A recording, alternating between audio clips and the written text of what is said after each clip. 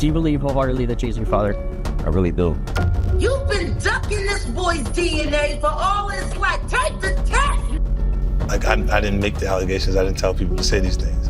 It comes out, I see it in the news like everyone else. If you got $10 million, he goes, listen, young boy, I don't want the world to know nothing about this because my image, here goes some money, I'm gonna take care of you.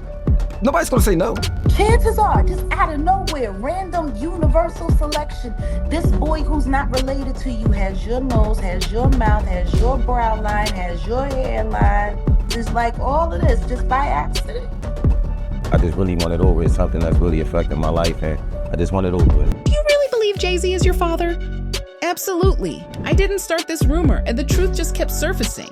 This man has been dodging a DNA test my entire life. I never asked to be born. I didn't ask for fame, money, or drama. I just want a name. I just want the truth. And what are the odds? This random guy who has no known ties to Jay-Z just happens to have his nose, his jawline, his hairline, even his eyes. The resemblance is eerie, and the longer Jay-Z refuses to take a DNA test, the louder the questions get. Some even say Rymir looks more like Jay-Z than Blue Ivy. Now, the legal system is paying attention. After years of stonewalling, the court has finally spoken. A judge ruled that Rymir Carter's paternity case against Jay-Z can finally move forward, and Jay-Z has until July 18th to respond. If he fails to, things could escalate fast. Contempt of court, forced testing, even public deposition, but it gets even messier. I wasn't in the ad because of, look, Jay-Z and them was putting it together. So I think they still harbor some energy towards me. You think you were purposely left out of the ad? No. Oh, okay. I don't think. I think that they were saying the NFL had some issues with me that I don't know what those issues are. Like, what is the issue?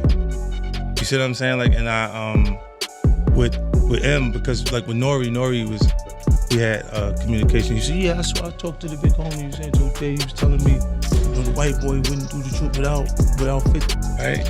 And I'm like, that's when I start saying crazy stuff, because I look and I go, oh, that's your big homie, right? And so he imaged himself after a gay painter.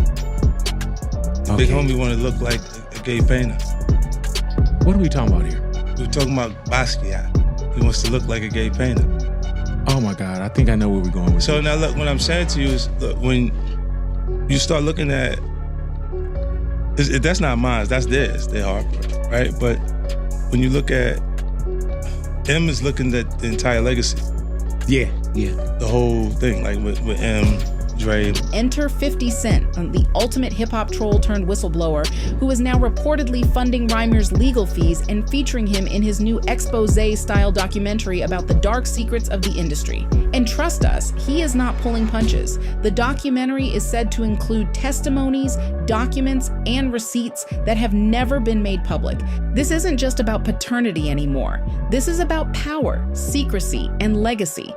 Rymir's mother, Wanda, claims she met Jay-Z in 1992 when she was just 16. According to her, Jay-Z picked her up from Philadelphia and took her across state lines to Brooklyn, where she says they had sex. Soon after, she became pregnant, and Jay-Z, he vanished. Legally, that matters. The age of consent in Pennsylvania was, and still is, 17. If her story is true and she was 16, Jay-Z could be looking at serious legal exposure if this case fully opens up. We're talking potential criminal charges, not just civil consequences. Wanda named her boyfriend Robert Graves on the birth certificate because she couldn't get in touch with Jay-Z. She met Jay-Z and had intercourse with him. How old was she? I would say I think she was about 16, 17, or 16, just turning 16 or 17. I know it was one of them. And Jay-Z was what age? I wouldn't happen to know. I think was he in his 20s? I read 22. Oh, yeah. I think I read 22, but he was in his 20s. Yes, I wouldn't happen to know his age, but 22, I'm pretty sure if they put that out there, then anything could happen, but you know, I still gotta live for myself at the end of the day. You know, I still gotta work and bring an income for me. You know, I can't sit around. You know, I gotta get up off my feet and do something. You know, I can't wait on can't wait on the world. Like, I can't say, you know, I can't wait on anybody to want to respond when they want to. It is important that I know who my biological father is, just because, you know, my mom's health, I don't know if it's coming from our family or it's coming from the other side, and that would be something I really would want to find out, because, you know, in the future, you don't know what could happen. And a lot of people are so quick to judge because they see somebody coming out and try to find out if the person that, you know, trying to find out things, they so negative to push you down, like, you know. But in 2011, Graves took a DNA test and was removed from the certificate. That left Jay-Z as the only other possible father, and yet he won't test. So why hasn't Jay-Z taken a test? Rymir has a theory. He's not scared of me. He's scared of what it confirms and what it says about who he was back then. Jay-Z's legal team has done everything to avoid this test. They've argued jurisdiction, claimed he doesn't own property in New Jersey, and got the case bounced around courts for over a decade. But Rymir's team produced receipts showing Jay-Z did have ties to New Jersey during the time. Rental agreements, business records, utility bills, it's all there. Then came the whispers about Beyoncé. Rumors started circulating that members of Beyoncé's inner circle have tried to keep the case out of the spotlight. One friend of Rymir claimed a person close to Bey allegedly said, "Go away, little boy." Beyoncé thing came when a friend of mine who knew her, somebody in her camp, and she said something supposedly, this is all hearsay, about regarding saying Rymir needs to go away little boy, something to that effect. There was something out there with the song they made. And then next thing I know, somebody was at my property. It's something crazy going on with this case. Honestly, I just want everybody in the world just to keep their eyes open and just watch things that happen, that just like how things unfold, because it's crazy. It really is crazy. These judges, these lawyers, this fraud, collusion, who knows what it's for, money or friendships or whatever they got going on. But I can honestly say that we should never go in the courtroom feeling like we're already the victims and we did nothing wrong.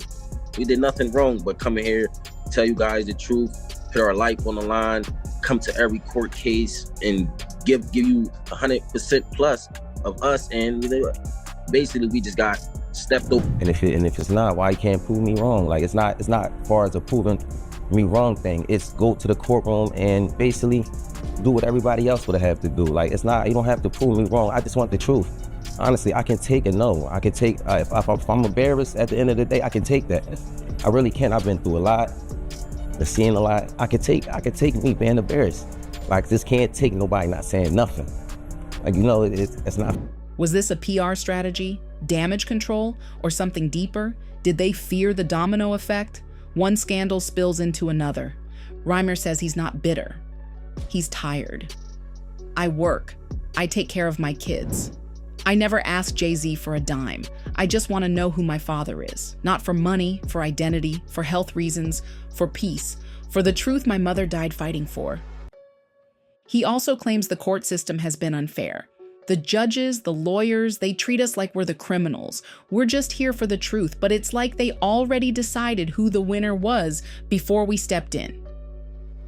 Let's talk about the Diddy connection. 50 Cent is also circling Diddy in another documentary, and sources say there could be crossover evidence that links Jay-Z to some of the ongoing investigations involving underage victims and sex trafficking. Jay-Z's camp responded, distancing him from Diddy. They said the two men aren't close, but eyewitnesses in the industry say otherwise. One security insider even described how Puff would show up to all of Jay-Z's events, but Jay-Z was rarely seen returning the favor. He didn't even invite Diddy to his wedding. That says a lot.